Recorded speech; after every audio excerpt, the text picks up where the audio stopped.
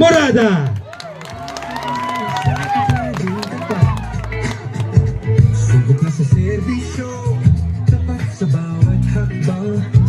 May pag-aasenso, lahat tayo'y matutulungan.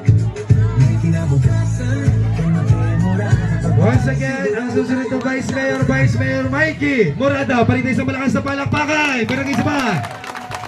At syempre tayo pa itutuloy na sa ating programa. Ito na po sunod nating tatawagin.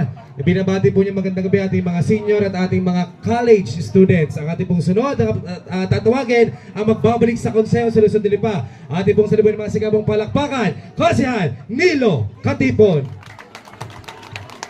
Nalimutan ko na sasabihin ko kung siya eh. Magandang gabi ho sa inyo lahat.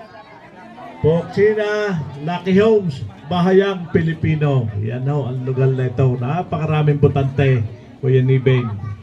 Ako ho yung Nilo Katipon. Ako ho yung naging konsyal ng Lipa, 1988.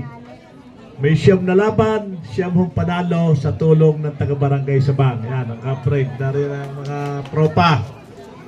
Itong aming pagpunta rito, ito ho ay para ipakilala ho ang slate ng Bagong Lipa sa pangunguna ni Mayor Eric Aprica at higit nga po ang ating Vice Mayor Mikey Morada.